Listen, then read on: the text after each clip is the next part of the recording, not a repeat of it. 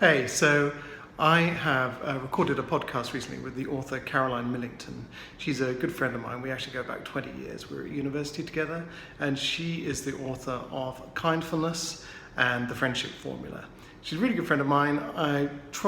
This is the second time I tried to video a podcast, and there's obviously some technical issues because, why wouldn't there be? It's me. I'm giving this a go, and the camera kept stopping every 12 minutes. So techie people, video people, I need some help. I'm using a Canon 5D Mark II, and I think it's pretty much limited by file size. So every 12 minutes, the file gets big enough and the camera shuts off. So I'm looking for an option. Do I go with Magic Lantern? Should I go with a GoPro? Something like that. Let me know what you think. Anyway, back to the podcast. This is the video version of my interview with Caroline Millington. She's a really good friend of mine, very funny, and we just meander all over the place. It's probably not as good as the audio version. That one you can probably hear what we're saying. You can probably, there are bits that aren't chopped out. It makes more sense. And, this is just a bit of an experiment. But enjoy it, hope you like it. It's all practice, isn't it? You've got to do these things. And as we talk about in the video, it's all about action. You can think about doing stuff, but thinking about doing stuff is not the same. It's like modern art. Modern art equals, I could do that, yeah, but you didn't. So if you want to do something, do something. So you start a podcast, write a book, start a video, build something, start something. This is what this podcast is all about. It's all about overcoming those kind of internal objections why you're not doing stuff. Anyway, that's enough about me rambling on. Here is my conversation with Caroline Millington, the author of Kindfulness and the Friendship Formula. I hope you enjoy it as much as we did recording it. All right, see you later.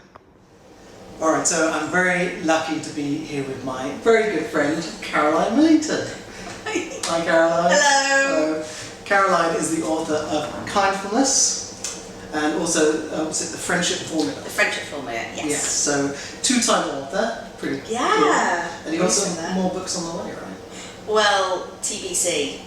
I'm talking about it. Yeah, it's kind of, I'm working on some ideas at the moment. Any ideas you can share with us? No. Is it more about friendships? It's more of the same ilk because, especially the reaction I had to Kindfulness, it's more, self-care. I don't really call it self-help, but like self-care books, kind of, and exploring kindness and happiness and the world in general. I would love to write some fiction at some point. All right. I know. Would you do it under a pen name? No. Okay. No, I wouldn't. So it'll be Caroline. Yeah, but again, I've been working on fiction ideas for years and never did anything about it because, of course, why would I? So are we talking like War and Peace, like a great literary work? No, but I really like thrillers and like psychological drama. Cool. So I want to write something like that. So, but I haven't. I've just parked that for now. Okay, but it's there. It's there. It's there. Okay. Yeah, to do on my to-do list. Right. So cool. Well, I've got you very lucky that you're on the podcast. Thank you. Thanks for having me. It's a pleasure because I'm really interested in this whole idea about starting things, making stuff happen. Yeah. I've spoken to entrepreneurs, business people who kind of follow a life less ordinary, and I think a lot of people would like to write a book, but don't. How did you go from being someone who doesn't do that kind of thing to someone who quite obviously does do that? Did do that, and I'm still getting used to it. It took a long time to be comfortable. Do you ever say, when people say what do you ever say, I'm an author? No. Okay. Maybe I should start, but I think that's because I have a day job as well. Okay. So I kind of would say, I think I still say journalist, but I work in social media in the digital world for a broadcaster, and I write books. So I guess it's kind of layered, and that's like my personal project, but I still don't think of it as my career, even though it kind of is. Okay, that's cool. Well, that's interesting. That comes into a very interesting topic that I think you touched on in this book. Because kindfulness, right, is basically about being kind to yourself. Yes. And allowing yourself to be human. Yes. And to make mistakes and be flawed. Yeah. And to be comfortable with that, right, essentially. Yes. And my first book, we actually... Which is awesome. Well, I mean, not quite as awesome as yours. I wrote mine in a van, you know, but you wrote yours, you did it properly. Yeah, but we had that conversation about where we write. Yeah, but and you said, I wrote it on the go, I wrote it on trains. Yeah. And I was really resentful. Why? Well, not resentful, it's exaggeration. But because you're that person who can do that, and I was like, I can't write like that. So you said that in a like self-deprecating, oh, but I wrote it in a van, and I'm like, no, but that's incredible because I couldn't do that. It gave me structure though. Exactly, but I'm so unstructured. I refuse to barely write in the evenings. I binge wrote. You maybe need a train journey to work. I do have one. It gave me an hour. Yeah, I know. I have have one. I need to write. I put my makeup on and listen to music. I Yeah. wasted my own time. No, that's fair enough. But I mean, Sorry, I digress. have you ever read The War of Art by Stephen Pressfield? No, I have not. You would love it. Okay. Because he talks about this thing he calls the resistance, and like he hates writing. He wrote The Legend of Bhagavats, which is turned into a film with Will Smith. Oh. Which is based on the Bhagavad Gita, which is the old Hindu text. But if you know. I mean, I know it's a podcast, but imagine a blank face. Okay, cool. Well, and if I ever upload this, well, Stephen Pressfield is a well-known author. Okay. And he has to really structure his day because he hates doing it. Because there is all kinds of things to distract him and make him procrastinate. So many, like 1,000 things he would rather be doing than actually sitting down and writing. Well, I wrote about procrastination in the book because that was one of the reasons it took me so long to write the book was because of procrastination. Well, I mean, my first book took me like a year and a half or 2 years or something to write. And I think I only, the first year of that was convincing myself to actually sit down. To do it. Yeah. So I wrote the book properly in about 2 months. That's interesting. Which is ridiculously, I still can't believe I did that myself. But the process that built up to that was much longer. So, talking of procrastination, I had the idea kind of for the book and the word which I thought I'd invented, but I hadn't invented because a monk had written a book called Kindfulness. And then just before, the summer before Kindfulness came out, a psychologist then wrote another book called Kindfulness, and I was like, stop writing about my word. Two people much more wholesome and qualified than yourself, a psychologist and a monk. You mean experts and qualified and godly? Yeah. Yeah, and then I rock up and basically said, no, that's not what kindfulness is, because they used it a lot more about being kind externally into the world and other people, and I'd flipped it and said it should be about being mindfully kind to yourself. Do you think they're both down the pub? Laughing at me going, or just 6 or 7 pints in, and just like, oh my god, what's this? Good try. Man, we're on to a good thing here, and that still comes along and ruins it. I know, but I didn't let it put me off. Okay. But for a while, I think I started developing the idea in 2016, and sort of had the idea and worked on it a bit, and then I wrote up, I think it was about 3,000 words in the end, like a chapter, like a summary and a pitch and the chapter breakdown, and like really worked it up, and then messaged my now book agent. And when I went to message her, I found I'd messaged her before, maybe 2 years before, saying I've got a book idea, and it was this book idea. But so you'd already had the idea? But I'd had an idea and clearly just gone no, and shoved it to the back of my mind. That's really interesting because I spoke to Pip Jameson on the podcast, and she started The Dots, which is a creative networking thing. It's doing very well. It's got Stephen Hegarty as one of the on the board of directors from BBH. And because I'm always looking for ideas about the next big thing, because I in my future I see that I'm going to be like the next, I don't know, Jeff Bezos or whatever his name is, they're several multi-million-dollar companies, lovely, big house somewhere. Can I have a job? Depends. Okay. I mean, I'll leave that to HR. But it's the idea. Yeah. I reckon I could run a company and be, run a multi-million-dollar company. I could be, Richard Branson. Yeah. But I'm lacking the idea. And so I said to her, when she founded The Dots, did you choose an idea? How did it work? And she said, the idea I went with was the one that would not go away. Yes. And it's, I have lots of ideas for new books and things like that, but most of them just, they evaporate. Which I think is like how I am with my fiction. That's like, that's not going to work, that's not going to work. Yeah. Whereas this hung around. And I think because Kindfulness was based on my personal experience. Yeah. So basically you turned all your insecurities and setbacks and failures into a book. I think because I took myself off to therapy in, gosh, what year? 2006? Yeah. I think it was early 2016, sorry. And it was like a period of my life where I was feeling really low, and I used the word discombobulated. There was nothing actually wrong. There was no trauma, there was nothing specific. But because I'd had... you were out of sorts. Yeah, and I'd experienced depression when I was at university and had counselling, with student counselling, and that talking therapy had really helped me. So I was always aware that I would say I'm prone to depression. It's kind of, I wouldn't say I live with it, but I'd experienced it, not to a severe extent, but enough that it made me self-aware about my mental health and other people's mental health. So a few years ago, I could see it kind of on the horizon that if I wasn't in a good place and if I didn't start taking responsibility, I could slip back down there. And a friend recommended her therapist, so I thought, well, I'll go because I've got nothing to lose and I need to take control. I need to take responsibility because it'd been going on for a few months. I think that is a crucial element of success.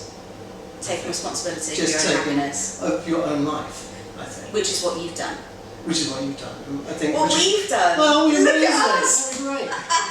But I mean, you look at there's a saying. I forget the guy's name, but he came out with the saying.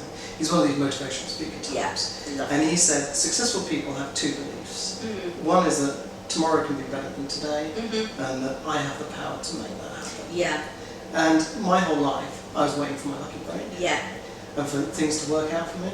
And I was like going through shit, thinking, when am I going to get my turn? And it builds so much resentment to everybody around you. You're like... Yeah, you're just really pissed off with life because things aren't working out. I know, I knew you then. Yeah. Well, I think, I've spent most of my last 40x years in that state. I think... Yeah, but you were always looking. It wasn't that you were... There was always a glimmer of, there was a glimmer. There was always, maybe you didn't see it at the time. Of sadness and depression. No! The frustration was evident, but there was always like a drive for you, like you knew something better, but it was just a frustration of how you were going to get there. And now I feel like you've got there. I think knowing what we want is one of the hardest things to do. Completely. I'm still figuring it out. Yeah. And I think part of figuring out what you want is figuring out who you are. Who you are and what makes you happy. Which I think comes back to what we were saying earlier about all the multiple layers. Yes. About, you have a day job, but you also have a side gig, you write your books, but you also have other skills. And I think when you are maybe perhaps an underachiever, what do you think is stopping you from having a 1 year plan or a 5 year plan or kind of deciding on a direction and going down it? I think I have lists of so I don't make plans, but I make dreams and goals. Does that make sense? So I've had a list that I made when I was in my 20s of things I wanted to achieve, and some of them I have and some of them I haven't. And I will have lists. I write about lists in Kindfulness. So I have that, but I think it is a fear of failing, or if I set things up and don't achieve it, then it's that not managing my disappointment. So I'm always feels like I'm always hedging my bets a bit, which is probably not being as confident as I should be. So do you think you're playing it safe? Yeah. Thanks for pointing that out. But when you say it, I think I am. I think I have taken risks, as in doing the book, putting myself out there and getting that meeting with a book agent and her taking me on, and then getting the book, writing that was a risk because I was putting myself out there, and this isn't the book I expected to write because it's so much more personal than... I never thought in my days that I would go, hi world, I go to therapy. Do you know who encouraged me to write my first book? Who? Oprah Winfrey. Oh, I love Oprah! Yeah. Sorry, that was a bit... No, but it's true. I mean, it's I know it's so cheesy. But one of the things that really pulled me out of my dark stupor when I was driving to work at 3 a.m. in night was listening to podcasts. And Sunday Soul Sessions. Yeah. That's what I'm listening to at the moment. They're amazing. I've gone right back. But she also talked about speaking your truth. Right? Yes. And I really kind of, and also someone else said your story is your kind of legacy. Yes. And I was like, what does that even mean? What is speaking my truth? And then I realised my truth is like every time I've fucked up in the past. Yeah. Every time I've not achieved what I thought I would achieve. Every time I've been disappointed where life has taken me. And through that process, I wrote my first book, which became a kind of weird self-help book. Yeah. I wrote in Francis about. And the strange thing was, you were writing your book at the same time I was writing mine, and neither of us knew. But then there's a weird crossover in terms of the subject. Because when you were like, I've written this book, and I was like, I've written my book, and then they're so, it felt like we were going through quite similar things in a way, like of, I guess, self-discovery. Midlife crisis. There was another word for it, and I would say maybe hitting your late 30s, early 40s to come into it. But in an empowering way, that you kind of look at your life going, okay, enough of this shit. Yeah. Sort yourself out, like sort your own shit out. Yeah, indeed. Someone said, how long does it take for you to get tired of your own bullshit? I'm sure Oprah doesn't have to talk about dealing with her own bullshit all the time, but her sessions were amazing. I listened to one recently talking about the ego. Mm-hmm. Who was it with? Do you remember? No. It was someone very interesting, and I can't remember who it was. I mean, she's best friends with Becca Hart. I think some of it was to do with, she was Toni Morrison, who I love and adore. Oh, I know. I've not really heard any of this. So Toni Morrison said to Oprah, and I posted something on Instagram recently about this, and it was like, when people show you who they are, believe them the first time. Yeah. Because often, and this is something I've been looking at recently, when someone, through their actions or words, betrays themselves or shows them to be someone, often if we care for that person or love that person or we're invested in them, we will be like, oh, they didn't mean that, or they're clearly not trying to hurt my feelings, or they're not being an arsehole. Yeah. But if their actions are saying that, but don't let them keep coming back. See, I'm veering down the route of radical kindness, right? Ooh. Yeah, which is like. Oh, go on. Okay, so it's a bit. You have to really let go this time, and it's basically I went through a real period where my emotional state was hung on, and this is like in one of my videos I mentioned the other day. I completely hung on the actions of other people. Yes. So I was looking for approval, validation, permission. Oh God. I got to like the age of 40, and I haven't made a decision without either someone suggesting it first, or approving it, or getting someone else's permission. Yeah. And that's kind of why I wrote the book, because I wrote the book, and it was the first thing I'd actually done for myself, by myself, without getting anyone else to say, yeah, that's a good idea, or yeah, I agree, or not sure about that. I just went and did it, and it was liberating, you know what I mean? Yeah, I do. But I'm also, like, I've been through hard times, and like you say in Kindfulness, you have to forgive yourself for the times when you weren't perfect. Yeah. You've made mistakes. And similarly, I think this with everyone else, even, did you meditate? You must meditate. I do. Because I've seen pictures of you in Hong Kong next to huge statues of Buddha and stuff like that. Just because I'm around Buddhas doesn't mean I meditate, but I do. I don't do it very often, and I don't do it enough, and it's something that I need to do more. So there's a type of meditation called loving kindness meditation. Okay. Where you begin by loving yourself, right? And you focus on your own well-being, how I wish good health, happiness, and contentness to myself. And then you think of someone, you visualise someone that you're fond of, and you wish the same to them. And then you work your way through, then you move on to someone you're indifferent about. Then you work to someone that you don't like at all. Yeah. And then you extend it to the whole of the human race. Yeah. And I really believe that underneath every negative action, there is pain. So when Donald Trump is being a bigot, or saying something, racially questionable on Twitter. Not even questionable, just racist, but okay. But okay, I think he's ignorant. Yeah. But I also think behind this, there's pain. There's something. There's something, and it doesn't at all forgive it. No, it does not. I think you should first seek to understand before you judge. That's very interesting. I mean, that's not to say you should invite people into your life who are just going to be horrible. No. But people go through periods. I completely agree.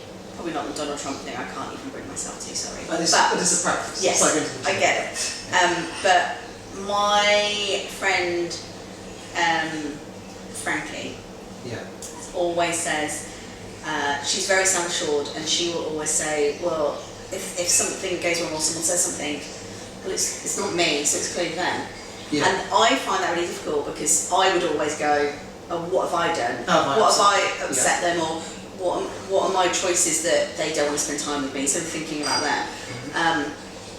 But I took that on board, and I kind of use that in a way now that if someone's not, I guess, acting up as, but someone I know, say, sort of, you know, random stranger or Trump, is acting maybe in a way that I would find hurtful, or I don't know, not treating me as well as they should, or someone's, you know, I will often stop myself and go, there's probably something going on in their lives that's making them act that way. There's something feeding into that that is causing them to not invest in me as much or not do that. And I'm not saying, oh, it's because I'm perfect and they're not. It literally is, there must be something going on for them to speak so badly of someone else or be so negative. Yeah.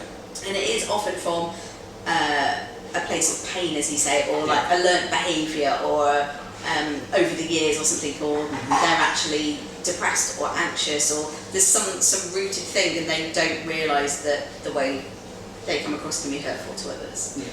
So I think it's acknowledging that and not taking it on yourself. Yeah, completely. I mean, a big thing for me was when I decided to stop taking everything personally. It's hard though. Yeah, but I mean, this again is you're hanging your emotional well-being on the actions of others. People pleaser. Yeah, but often people's actions are more about them than they are.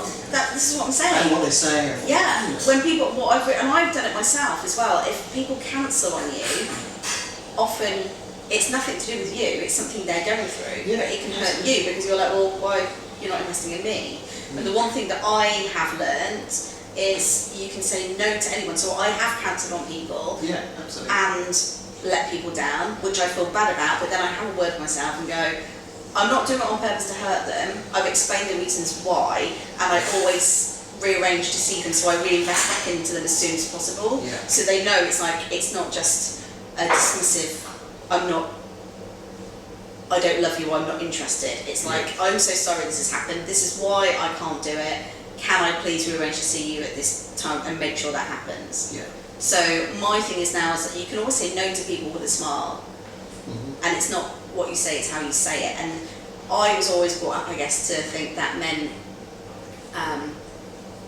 being negative in what you're saying, like being sarcastic or being rude, was actually, I now think it's the reverse. You can say no to anyone, you can turn anyone down, or I was going to say discipline someone, that sounds wrong, but like give someone some negative criticism, but it's the way in which you say it.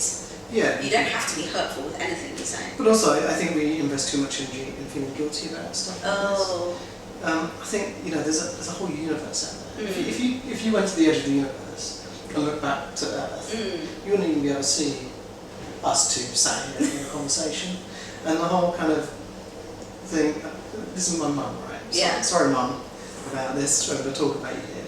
But she has a thing, if she's busy or doesn't want to go to an event, or she's too tired or just not in the mood, she will make up an elaborate story about what she can't. This is what I'm saying, you don't have to do that. You don't have to do it. It's the guilt. All you have to do is just say, no, I can't make it. Yeah. You know, and if the other person's going to take that personally, that's on them. That's who they are. They're insecure and they're attaching their emotional well-being to your activity, to your actions. Yeah. And actually, it's so much easier, because then when the person sees you next time, they say, oh, how was your meeting with the doctor about having your teeth replaced? Yeah, you forget what you told them. What are you talking about? It's like, I thought you were, I see. Oh, and then they see the danger of being caught out. I think it's interesting when if you do things with kindness, so you're not being malicious in your actions, then it's not about making sort of excuses to let other people down, but I think it's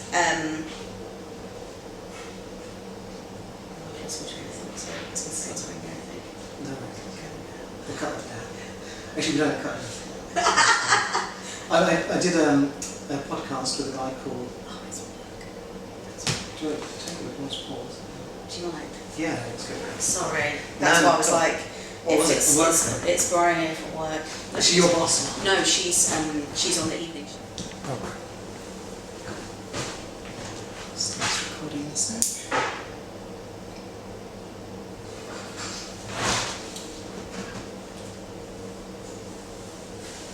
Alright, so I suppose another part of being kind to yourself is about allowing other people to be them, to do their thing. Yeah. Not being responsible for their emotional well-being. Yes, and I think when you're letting people down or letting people down, 'cause it's not a malicious thing. It's just like when you're living your life and you're not being an arsehole, and you're generally kind, but you've got priorities and whatever's stuff going on. You're not responsible for other people's feelings. So as long as you're not being malicious, I think it's all about being self-aware, because I am conscious when I talk about all this stuff. It makes it sound like I'm this perfect person, which I am not. You're not? No! Oh, okay. You know that. Wow. So it's not about like I walk around like bloody Mary Poppins and like, I don't know, crossed with Oprah. It's the dream, isn't it? That'd be cool, But I do know that sometimes things I do would other people might not agree with, or I don't know, that they might think. They might take it personally. Yeah, or take it personally, but it's not. You can't go to their party, you can't. Yeah, but I think like when you're honest with people and you try and communicate that, then, and also I think it's really important to communicate your needs, because it's very difficult having those conversations with, especially with like friends, if you feel let down. Often you'll just like step back and just be like, oh well, I'm pissed off with you, but I won't bother saying anything. Yeah. And then it can become toxic, or you can drift apart, or whereas I think if you can be a little bit more honest but careful in the way you phrase things, that can salvage a friendship that potentially could have run out otherwise.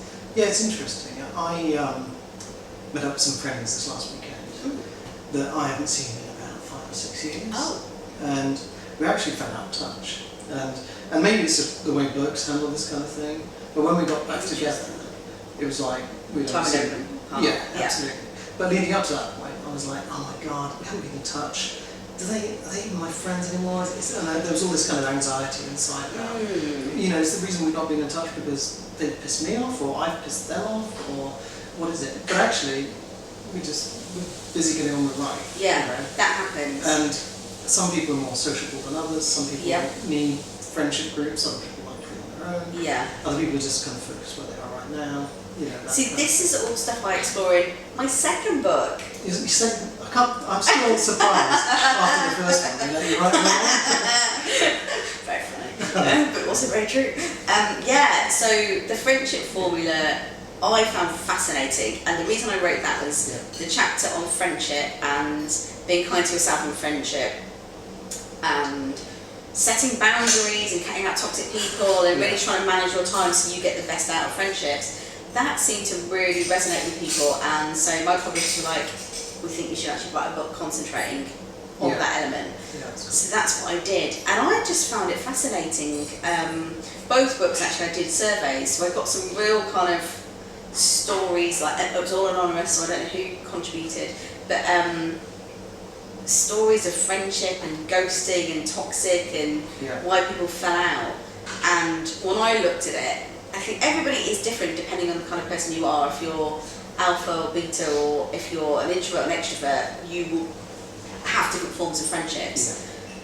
But I think we put a lot of pressure on ourselves and there's a lot of guilt wrapped up in friendship. So if a friendship runs its course, I don't know if it's the same for blokes, but I know for women it's particularly, you feel guilty, like if there's fallouts or you're not friends with people anymore, there's a lot of guilt, and if you argue or break up with a friend, it can be worse than a relationship breakup, because it's a very different kind of relationship, because you expect friends to be there for life. I think it is a different dynamic for women.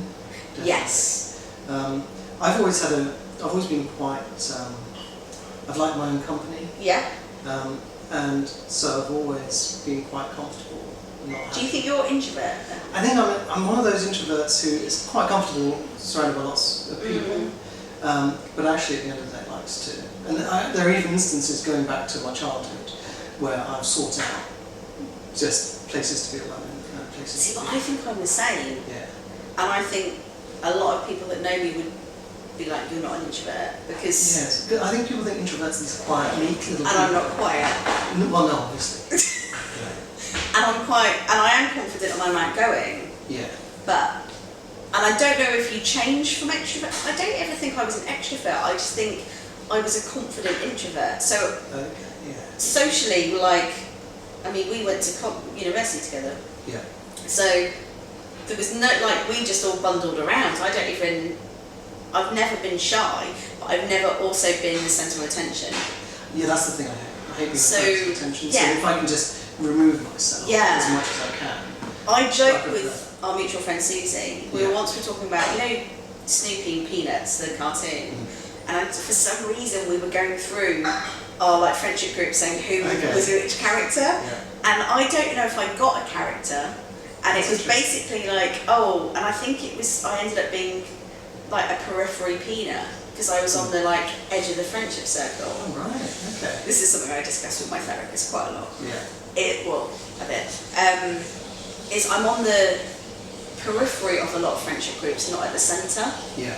And it's as if I can then remove myself.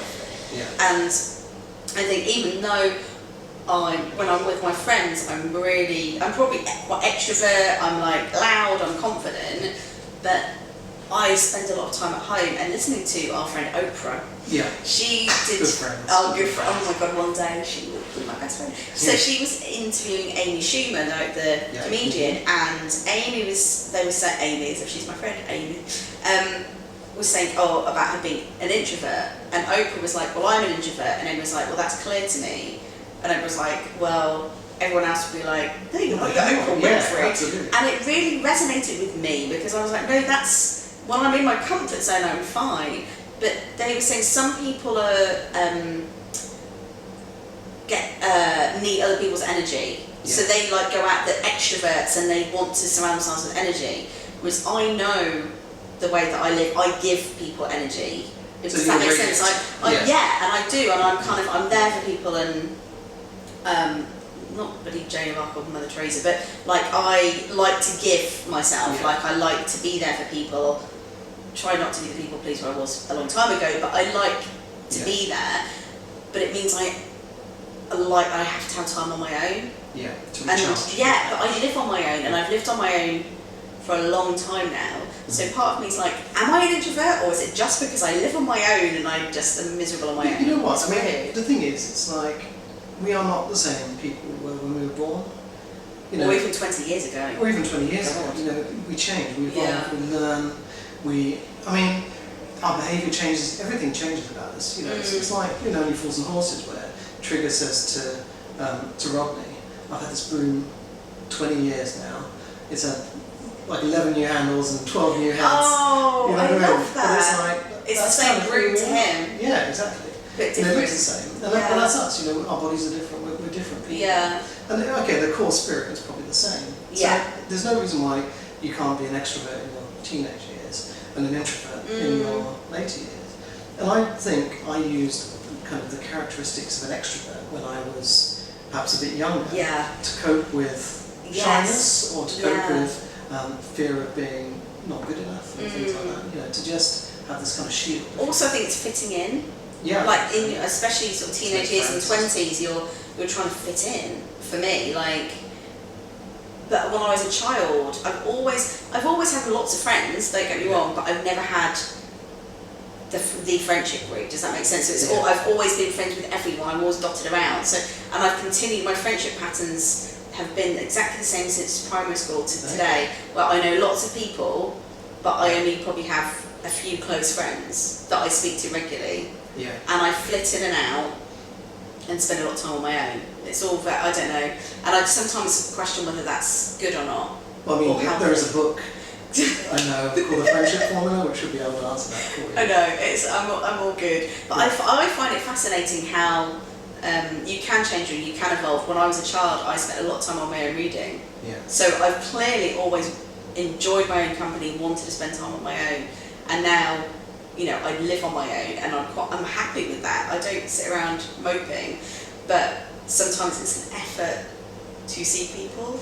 But that's because you get stuck into a certain way. Yeah, I think it's routine more than anything. Yeah, I used to, when I was freelancing, I used to be in a position where I wouldn't have any work for like 3 months. And I'd be like miserable. I'd just be sat at home, just emailing potential clients, being miserable. Like, I've got no work, I've got no work. And then a job would come in, and I'd be like, oh, I've actually got to go. I've got to leave the house and go and do a job, you know what I mean? Rather than just sitting here moping and, you know, sending emails to potential clients. I love that broom thing you were just saying. Yeah, it's true. There's a film called, I think, it's called something like John Dies at the End. And it starts with this question. Like, there's a monster. And John slays this monster with his axe. And in doing so, the head of the axe breaks. So he goes and gets a new head for the axe. And then he slays another monster. And the handle breaks, so he goes and gets another handle for the axe. And then the original monster is resurrected and comes back. And he's like, oh, come back, because that is the axe that killed me. And the question is he right? Oh. Because he's had a new head and a new handle. So is it still the axe that killed? Oh God. And you know, you could say this now about, you know, I suppose it's a question about, you know, is it still the same person 10 years later that insulted you back in those days? And I think that's a really good point, because there are people probably that I have known in the last 2 decades that I'm like, I don't like you, but are they the same person now? Like, have they changed? Can people really change? There are people at school, and you know how you get little troops in school? And it's like, well, I'm not speaking to that person. Then you bump into them 20 years later. Yeah, and they're completely different. They're a completely normal. But that's different, I think, when you grow up. You can grow up to be a different person because you grow out of things and into other things. Yeah, right. But I don't think I ever had a trauma per se, but I think having that moment we were talking about earlier when I was like, I need to go to therapy. I distinctly remember going to therapy and going, right, so there's no trauma. And I actually was like, because a lot of people, there's something. There's an incident. There's an incident or there's something going on, and there hasn't, like, thank God that, there hasn't been for me. However, during the 3 years, and I probably thought, I might do 6 months. 3 years later, I'm still there. My core therapist. No, I'm joking. But do you think it's like a practice for you now? You're going to just keep going? No. No, because it's kind of, I was working things, so I was unpicking, and I talk about it quite openly-ish. I don't go into all my personal nitty-gritty because no one needs to know that. But unpicking my life, and by doing so, obviously opened up a lot of, that's why I behave in that way, that's why I do that, that's why that hurt, that's why that didn't, and it made me look at my life, but in a way of taking responsibility. So there wasn't a blaming going on, or well, poor me, because it's, gosh, I'm so privileged in my life, that would be ridiculous. It was more recognising, these things that have happened impacted on me, and most of it is to do with emotional reactions and just why I do certain things and why I think certain ways. And a lot of it, I'm still in therapy because I'm still trying to figure things out. I still have, I would say, control issues. It sounds like I'm out of control, or there's definitely like a control element in my life that I think the people pleaser, bigger people pleaser, which I'm not so much now. Yeah. But I think that's something that you kind of alluded to yourself, where the guilt that comes with it and trying to... It's not even just that. I mean, when you're a people pleaser, you end up pleasing nobody. Oh, it's exhausting. And that's the thing, you're trying so hard. Yeah. And people, like, you literally fail people. You lose friends. People, you underperform. Yeah. Because you can't please this person over here and this person over here. Oh, I was such a martyr. I was a work martyr. I was... you look at the fonts, right? The fonts, he doesn't give a shit about anyone else. Yeah. And everyone loves him. I know. He turns up late on his motorbike. But that's the thing with kindfulness, is about being positively selfish without being an arsehole. Yeah. Well, so I think that hopefully that's putting your option mask on. That's where I am now. Exactly. So I think that's what I do now, is like, I'm not, and the one thing that I really like now is other people's opinions of me and none of my business. Yeah, that's really Love that, yeah. because I have to, as a people pleaser, See, I that's thought, hard. when I first heard that phrase, I was like, that's really negative. Yeah. It's like, don't tell me it's not my business, you know what I mean? That's really quite What can I do to change their opinion of me? And the thing is, you can't do anything. No. And one thing I really noticed, right, I was always the kind of the weak guy, the guy who couldn't. Oh. You know what I mean? It's like, No. but you know when someone least likely to be a success or be a No, multi-millionaire. but that was your opinion of yourself. That wasn't my opinion of you. But I think I used to hang around with, gravitate towards stronger people. Okay. Because then I could just defer all decision making. Interesting. And so I'd be like the person who, which way should we go? We're lost, which way should we go? We can ask anyone, but don't ask Chris. You know what I mean? Because he's just not strong enough to make a decision. It's interesting you use strong though, because I don't like that, because I never thought of you like as weak. It's very kind. Maybe, yeah. No, it's not being kind, it's truthful. But I think it's one of these things that you... But it's a confident thing of what you were feeling. Yeah, you reflect it outwards and eventually Yeah. the world comes to reflect that back. But that's so true as well. The whole be who you want to be, as in, if you tell, like... Yes, like John Leonard Cohen said. Yeah, like... Be the way you want to act. Yes, Act the way you want to be. And then soon enough you'll be the way... Yeah, because we're all like, fake it till you make it. That's, if you're those people that, if you're confident in who you are, confident in your own skin, or confident at work, and you say, I'm an expert in this, people will believe that you're an expert. Well, as long as you've got the skills to back it up. Yeah. But if you walk into a room, you know, shoulders hunched, looking down, kind of awkward, people will be like, oh, they're clearly shy or unconfident. Yeah. Because you walk into a room, head up, feeling good about yourself, they'll be like, oh, they're attractive because they clearly have the self-belief. So on that note, did you go through a transformation? You went from being kind of, there's a pre-Caroline, and now there's an after Caroline she's got ownership of her life, she's getting stuck in. And how did people react to that? Because I found... That's a really interesting question. Yeah, I went from being this kind of insecure person, now this is me interpreting myself, insecure person waiting for life to sort me out. Life's never going to sort me out, oh, life's so unfair, I'm bitter, I'm miserable, I'm angry. To being someone who actually felt pretty good about where they were, life's pretty good. And that challenged other people's status quo. Yes. You know? So you get people tend to either try to undermine you, or they move away, or they take your success personally. It's very interesting. I do think when you grow as a person, and often that's like in self-belief and self-confidence, other people have put you in a box, like, let's say, maybe not at work, but in friendship, certainly, you fit into a friendship box. Yeah. So if you move out of that and go from the people pleaser friend to the confident friend, they're not quite sure what to do with you.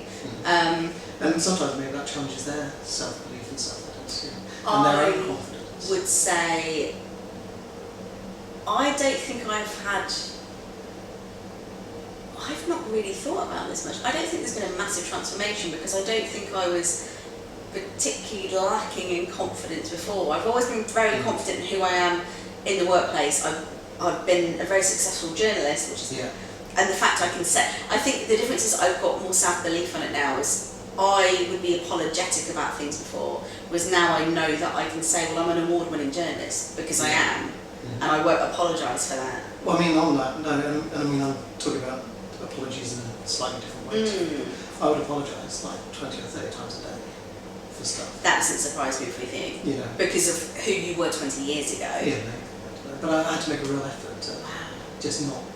You know, I've got friends of mine who haven't apologised for stuff in months. I'd apologise for not holding the door open for someone, for, you know, eating the last biscuit, for constantly, oh, I'm sorry for phoning, but I've got a question, sorry, you know. And I think a lot of people do. You think you're just in your way. I find that it heartbreaking, anyone who's in that position, because of the lack of self-belief, when you can see what they're like. And I think that's the thing, when I'm looking back at our friendship, I think because I always saw, it sounds so wanky, I always saw you as the person you are now. Does that make sense? So it's weird, isn't it? I always I didn't see you like that because we've always just got on, Right. and I saw you. Maybe I don't want to patronise me. Like I saw you as the potential of who you are now. Does that make sense? Yeah. It's like, so I don't see that. It's funny. I just see you as you. But I do often say to people, and I'll say it to strangers that do it as well, if they go, oh, I'm just... Yeah, I remember you saying. Have I said that to you before? You said it as like... Oh, did I? As you came in. Oh, I did. I corrected you. Went, never say I'm just. Yeah. Because no one's... Well, it's like saying I'm fine. It's like that novel. No. Just don't say it. When someone says how are you, don't Yes. say I'm Oh, fine. I got into the habit, and I've found this a really useful trick. Most of us, how are you? Oh, I'm fine. Yeah. And I got into the habit of whenever anyone said, how are you? I'd always say, I'm fantastic, how are you? Yeah. Or I'm brilliant, how are you? And people were like, what? Because no one says that. And then it would make them consider how they were feeling. Yeah. And they're like, oh. And it was really nice, but it's also very disconcerting. When you're quietly confident and happy, people find it disconcerting. I find it interesting because I think that really does. If you're in a bad place, that makes you really angry. Really? I think so. Did you not like when if during the more negative years, Yeah. if someone was like really really happy, were you like, oh, how are they so happy? Why am I not happy? I'm not saying you, but like I know what you mean, and I relate this back to when I was driving a van, and I would be at a junction. And it'd be busy traffic, there'd be cars waiting to come out from the side road, and every time you moved up one, you would stop, let a car out, and you'd move up, the next person behind you would stop, let a car out. Yeah. But if the car was posh, like an expensive car, in my head I'd be like, you can wait. Interesting, Yeah. because you resented their perceived success. Yeah, and there is this kind of resentment that we all feel. It's like, well, it's alright for you, you've got a big house. It's alright for you, you've got lots of money. It's alright for you, you're happy. You know? Yeah. And we've got to get over this because we're planting in our heads a false narrative about success. Yes. Because and what success is. Yeah, and because we're only presenting that because we want that. Yeah. So let's celebrate it. Let's celebrate that guy's got a nice car. Yeah. Well done, mate. This person's happy. Well done. Yeah. They've got a beautiful house. Well done. Other people's, I mean, one of my other things that I have to remind myself of is, can't remember who said it, but comparison is the thief of joy.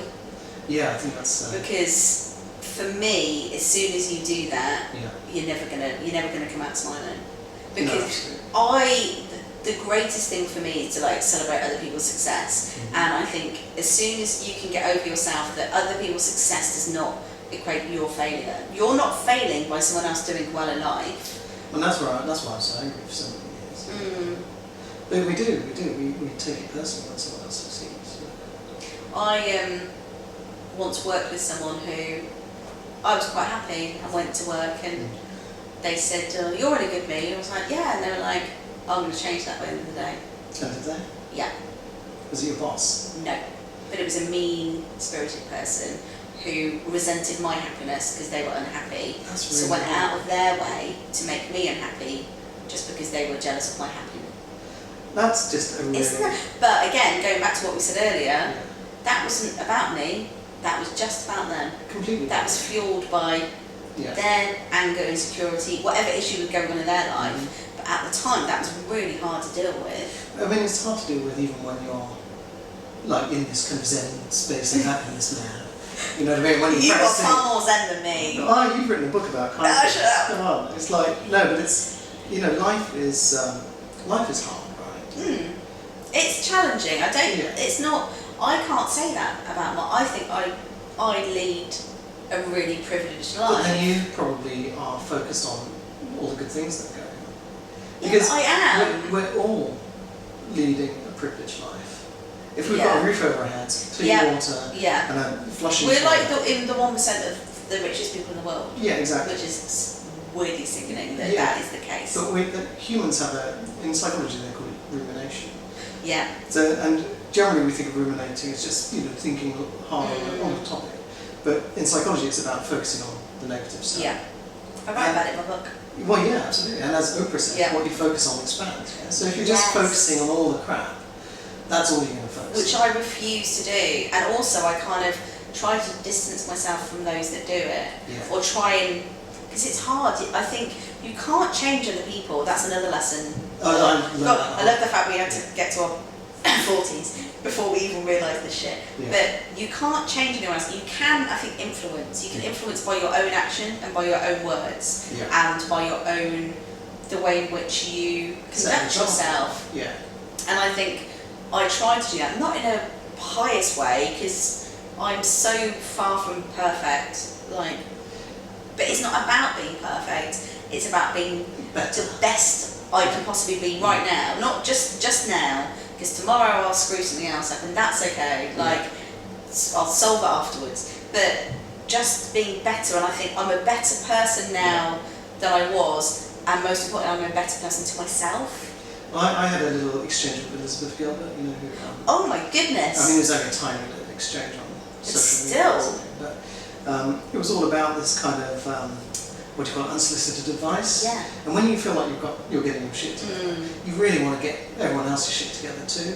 And you find people will actually resist it. And I've been in a situation where someone's tried to help me and I've resisted. Yeah. And you can feel yourself making excuses like, I would drink more water, but my tap isn't very good, and the plumber was going to come out, but hasn't come out. I would get more exercise, but I would do this. Yeah. And you're actually resisting it because you're stuck in this rut. You have to come to it yourself in your own time. You do, and I just remember saying this thing to Elizabeth Gilbert that got a response. Not exactly a conversation. Yeah. But she posted something about unsolicited advice, and I said, when you get your shit together, you've got this overriding urge to encourage other people Fix to everything else. Yeah. But really, what you're revealing there in yourself is a complete projection. Yeah. Is that you don't actually have your shit together as much as you think. You know what I mean? Yeah. You just kind of tripped yourself up at this major hurdle. You can't fix everybody. No. And that comes back to what we were saying before about you can't be responsible for other people's emotional well-being. Yeah. Which is difficult. Yeah. But you want to help people, you want to make people happy. Yeah. But you can't fix everybody. No. And I think that that's the whole part of, for me, I guess therapy. Just saying that reminds me of therapy, because my therapist doesn't sit there and go, so what you need to do is this, or clearly this is what's wrong with you, or clearly. She asks questions that lead me to realise it myself, and that's the whole point of the self-empowerment, that there have been moments of, oh, I see, and like, not epiphanies as such, but there's the realisation of, oh, that's what you've been trying to drag me along to for like months at a time, while I'm staring in the opposite direction. But there's no point in telling me, well, clearly this is what's wrong, and this is, you need to work on. Yeah, and I think that's. And then I'll try and do that for someone else. Like, what you need to do is, but I hate unsolicited advice myself. I'm quite stubborn by nature, so I just do the opposite. Yeah, so it's ever tell me what to do. I mean, that's kind of frustrating when you see people who were kind of stuck in a rut like you were, or like I was. Yeah. Because I can't. So no, that's fine. You might know I wasn't in a rut. I don't know what rut, but I was definitely in one. Yeah, but the thing is, sometimes you have to be at a point where you're ready to come out. Yeah. You can't be pulled out. No. You have to climb out. So. And I think that was the thing, I was doing myself a misservice for so many years, so, which meant I probably wasn't, my potential wasn't there, and I wasn't as good a, daughter, sister, friend, and colleague, an employee, anything as I could be, because of my people-pleasing tendencies, which I thought meant I was a great daughter, sister, friend, employee. It was actually, I wasn't. And I'm not saying, oh, now I'm incredible, but I know I'm happier in the role that I play within those terms, if that makes sense. And also, probably the people that you're trying to please before are probably happier now that you're getting on. Yeah, well, I don't resent people. Like you were saying about sort of resenting, and I know I certainly did that in past jobs. Yeah. Whereas I was, why is no one thanking me for doing all this work and staying late? And I was like the worst work martyr. Yeah. And I look back and I'm so embarrassed with myself. Well, I think I'm just a complete life martyr. You know what I mean? God. Okay, you win. Well, there you go. What happened, Chip? But you know how you were saying, like, trauma doesn't need to be an incident, and it can be. You can just be in a rut and not realise you're in a rut, and you can be in a rut for 10 years. Yeah. And there's your incident You know? Yeah. And, Yeah, true. And like sometimes I think, did I have a midlife crisis? Or have I just had a life crisis? Oh wow. You know what I mean? Deep. I know, right? And it's like, has it been just 20 years of not knowing what I wanted to do out of life? Do you think Waiting for someone to tell me? people really recognise what you've achieved in yourself though? Like, do people Well, go... me, or just in general? You. I Not don't- one, you. I don't think it, I don't care. Oh, nice. Yes, 'cause it's not about them anymore. Oh, that's... I'm not trying to please them. No, you know that's what I so mean? nice though. I mean, obviously there are people who I want to be, Yeah. the people I love and who are Yeah, close to of me, course. I want them to be proud of me, and I want Yeah. them to be, and I want to be able to give them a happy life and to Yeah. you know, give them what they want. But the whole part of letting go and dancing with life now is about not being tied to other people's opinions. It's practice. No, that's really nice though. This is why I'm doing these stupid videos every day that I'm posting onto Instagram, and I hate them and I'm embarrassed about them. But it's an exercise in not giving a shit. And yet earlier I said, oh, I watched one of those earlier, and you were like, oh, and I was like, no, I really enjoyed it and what you were saying. But that's why I'm doing it. And then you because I went, hate but you're not my audience, and I'm like, well, I am because I'm it. watching I guess so. it. But I guess what I meant was, it's not. If anyone goes, oh, look at Chris and another stupid video. Yeah, but It's not for them. no, exactly. And that was my whole thing with the book. And I'm sure with you and your book as well. Yeah. When you're putting us out, and when they're really personal projects as well. For me, this isn't a work of fiction. Would have been easier to put out in the world because I would have just gone, well, it's not your taste. You like a different genre. This conversation, kicking and screaming, back to why I originally wanted to get you on the Okay. podcast. So this podcast is generally about starting your own thing, kind of finding out who you are, overcoming those internal roadblocks to building something. Like, take a risk. Taking risks, yeah, like that. So, because we haven't just tried to do this 3 times, and then the camera's messed up. I don't know why it keeps doing that, but hopefully it won't do this time. And there are lots of people out there who probably think I could write a book, Yeah. or I would like to write a book, but I'm just not someone who does that. And until we wrote our books, we were those people. Yeah. too. So, I mean, where did the thought to write a book come from? Where did the kind of belief that you What, that I had could actually do that it? you could actually do it, and then the impetus to go ahead and invest the time, because it does take a long time. I think it's really strange because to do with work, I've always had self-belief, like I've had a few jobs that didn't work out, Yeah. and like we all have, and I was like, no, I'm going to keep going. I'm going to keep going in journalism, like I'm meant to be doing this. So I had this self-belief when it came to work, and with the book, for ages, like all those fiction ideas I didn't do anything with, and for this, in the end, I think I talked myself into, I can do it. I don't quite know, there wasn't a moment of, right, I'm going to go and do this. I think it was kind of asking permission, the people pleaser. When I got in touch with the book agent, had the meeting, pitched it, and she said, what do you want from me? And I said, well, I was wondering what you thought of it and Yeah. whether I could, and she was like, yeah, I'll take you on as a client. So Carly's been an incredible agent. I don't know where that self-belief came from. I think there was some kind of catalyst, and I think going to therapy and building on my confidence, because for me therapy was it's an interesting thing when you're a confident person lacking in self-esteem, which I was for a long time. So I think in the end I didn't want to validate myself through my day job career anymore, Yeah. and I wanted to validate myself for me. I think I'd always look for permission from other people and validate, like we're discussing at validation. So the book was for me, it was about me, and it was basically the book I wish I'd read in my 20s. Do you think writing it was a kind of form of therapy in itself? I think it was a layer of therapy. I Yeah. think it was, Getting some of this. yeah, and for a lot of people I think it's like, well, you're a writer, you're a journalist, but I'd never written like this before. I was an entertainment writer. I wrote about celebrities. So I think it was a form of therapy in a way, and it was cathartic, and it was more exposing than I expected it to be, and it did feel like a risk. I felt very vulnerable with both my books. On both dates of publication of my books, one when the Friendship Forum came out, my friend Jess phoned to congratulate me, and I was at home in pyjamas sobbing my heart out on my own. Really? Yeah. I'm not... What, just anxiety? No? Just overwhelmed. Yeah. Just, I didn't know what... You're not... You just, I've done a book, and then you're sat at home on your own. Yeah. It's that's a whole other leg, because I think it's like, I was on my own, so I think it was like and Andy Murray, when he won Wimbledon, he said, this doesn't feel as good as losing feels bad.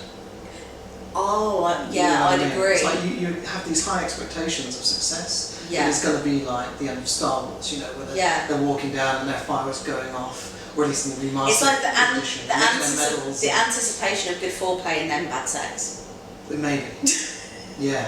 If I cast my mind back. Do you know what I mean? It's kind of, I would agree though with Andy, that whole, I've had much more dramatic, bitter losses, if that makes sense, than this. It's a bit like Christmas or your birthday, when it's like, you're like looking forward to people ask you about it, you talk about it for ages, and then when it happens, it's a normal day. And I guess the creative process as well, it's such a long, drawn-out process.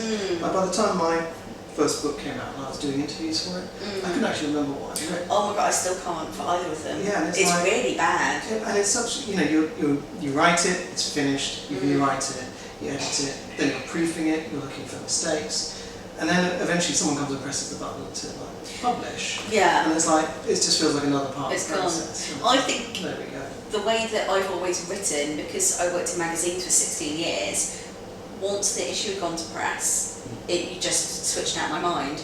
And I think once the book was written, I didn't feel, my brain didn't retain all the information, so I'd have to go back and, I can't quote from it, I can only quote bits and bobs, and I know obviously I've lived it, so I know the chapter breakdowns, I know my viewpoint, but I can't quote from it because I kind of had to let it go. And also I think because I have a day job, I've got so much more in my head. Yeah. I think in a way not have I missed opportunities, but I think I held myself back from going for it in ways I could have done. But there's still an opportunity in the future. That's life though, isn't it? That's those missed opportunities are opportunities still to come, aren't they? Yes. So I'm not, and also the whole kindfulness thing to myself. Yeah. I only wrote this book last year, and it came out in October, and then I wrote my second book, and that came out in, early this year. Yeah. So basically within about a year, I released 2 books. I won an award at work last year, and I've changed jobs as well. Yeah. That's a lot, and that's not like a braggy thing, it's just, there's been a lot going on in my life where I don't give myself credit for, and now this year I've not been writing again since, and then I feel like I'm lazy, which is ridiculous because I have quite a busy job. See, I can't take a train journey to work. If I do nothing... Without writing? Oh, see? No, if I don't do something, listen to a podcast or do something constructive and creative, and you feel it's a waste of time? I feel like I've wasted my time. But sometimes... I'm hyper aware that I've only got so much time left. Just to get you multitasking. It's not multitasking, it's panicking.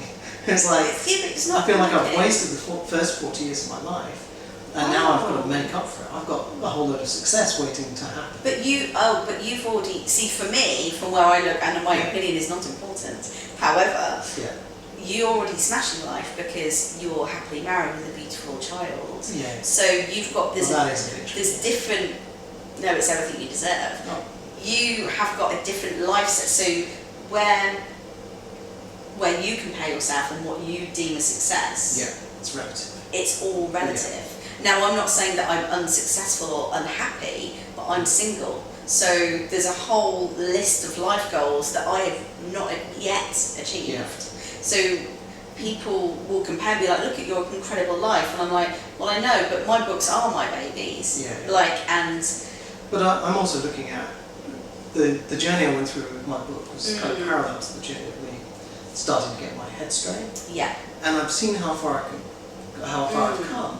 And I'm now aware. What's next? I can shoot for the moon. Yeah. And this is where I'm like. This is exciting. But this is where I'm starting to flip out. It's like I need to be shooting for the moon. I need to be progressing now. But then you need to read a book called Kindfulness and be kinder to yourself. Well, Don't put pressure on yourself. Because putting pressure on myself is actually holding me back. Yes, because of the fear, and that's when I slip into procrastination. Because I'm like, if I can't do it, I can't fail at it. Yeah. So if I sit in a safe zone, I think I've created a very safe life for myself, and I'm not taking enough. I know the book could be seen as a risk, but for me, it was kind of a natural. Well, you're putting yourself out there. Yeah. You're saying, this is me. Here are my insecurities. Yeah. And you know. It was there's parts of it, because I've done the audio book, and there's part of it. It was really uncomfortable reading. Yeah. Out loud. Your own voice. Yeah, and I was like, oh god. Yeah. So it is strange. And I'm excited to see, pun intended, what the next chapter is and what happens next. But I'm also trying to be gentle with myself and not. I spend my life in battle of not putting myself under pressure while trying to give myself a kick with the arse. But I'm like, come on, let's go. And then it's like, no, it's okay, you're doing enough. No, let's go. In order to go forward. Yeah. Alright, so what are the next goals?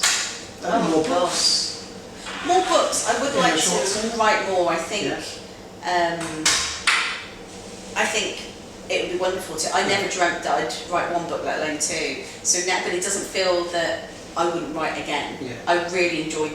It was stressful, but I really enjoyed the process of writing, and it came really naturally, like ridiculously, when I was doing it. Do you think this is in our books, like fiction books? Or do you think it's going to be TV presenting? Oh God, starting no. your own network and No, publishing? I'm not interested. I'm not interested in going in front of the camera because I work at ITV as a job, but I'm not interested in going in front of the camera. Yeah. I don't know. I'm interested in. I think there's a parallel life of career, day job, which I love, and developing that. I don't see myself walking away from it, but I think so many of us now have got something going on out of work, a personal project or a blog, or whether it's charity work, whatever it may be. So I want to develop Kindfulness and the Friendship Formula. I'd love to do some courses. Set your own up? No, well, just do other perhaps. I'm really interested in doing sort of psychology, but mostly do some life coaching courses. Whether I practice, that's another thing, but I find all of it very interesting. Yeah. That's cool. That kind of thing. I want to travel more. There's still so much to do.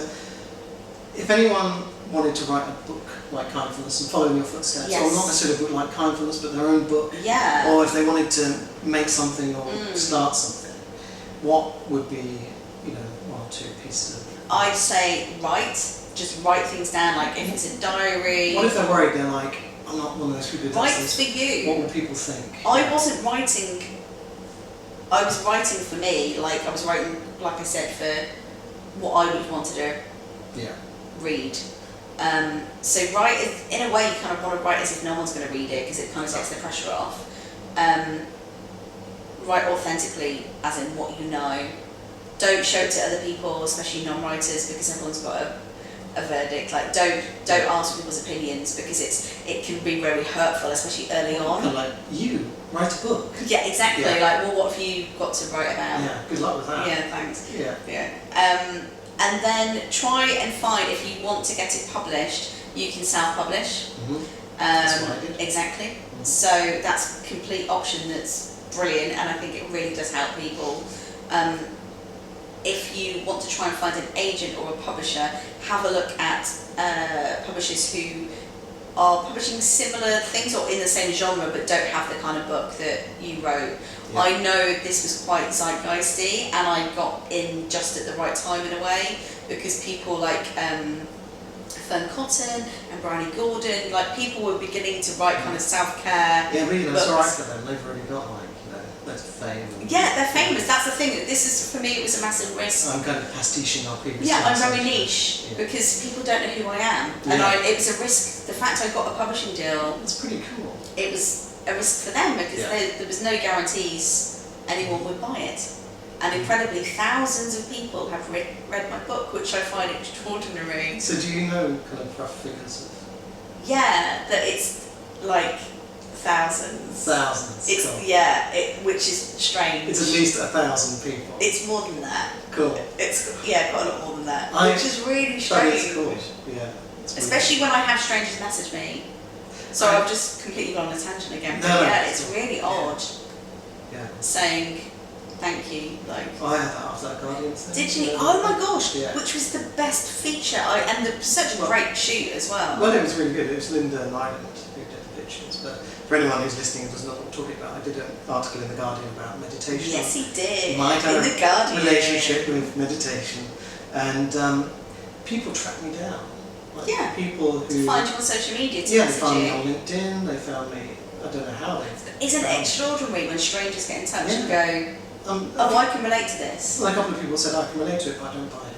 I don't buy that meditation can help you. It can turn your life around.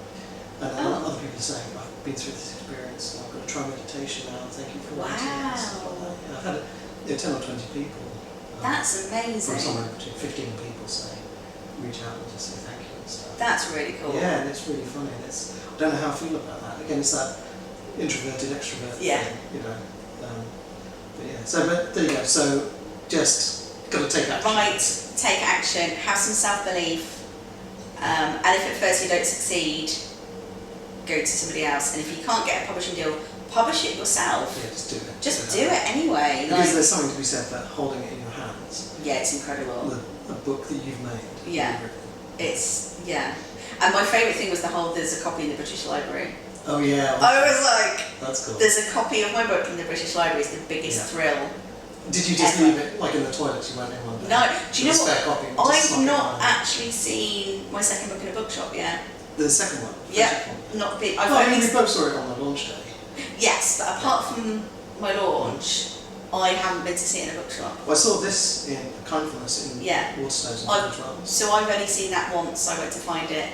And I think I saw it in an airport. Have you seen it in an airport? Oh, my friend found it in Shanghai airport, which I was like, what am I doing there? You're like one of those. I'm international. Yeah, I would love to see my book in an airport. In fact, I might sneak a few copies. You should we should start planting them. Yeah, sneak it on. I did once, I did a talk at the WI in Tooting with our friend Lindsay, and then I signed a book and left it on the bookcase at Tooting Station. I've heard about it, so I was going to do that. So it's like a free library, take a book. So I just left a copy there. That's cool. And I just thought, it wasn't for publicity. Well, a friend of mine, it's nice. I reached out to a couple of friends about for marketing tips, and one of them said just leave copies on the tube with a message saying, I'll read this, read it and pass it on. Yeah. Which is quite Maybe I'll do that with a paperback. Yeah. Not bad idea. Coming out soon, October. October the 3rd, 2019. Cool, okay. Cool. So anyone in the future listening to this? Yes. October 3rd, 2019 is when it came out. So in paperback. In paperback. Yeah. Cool. Alright. Well, thank you so much for giving up your time. Thanks for having me. This was really fun. And now I'm going to have to, because I'm to jump up, turn the camera off, turn it back on again, all that kind of stuff. I'm going to have to actually spend time to edit it. Put some effort in. Who would have thought 20 years ago when we met that we'd be sat here today talking about our books and our traumas and how introverted we are. What a pair of losers. We sit crying in our pajamas on the days our books come out and stuff. After spending a year trying to be journalists, also known as drinking a lot. Yeah. Anyway, on that note, thanks so Chris. much.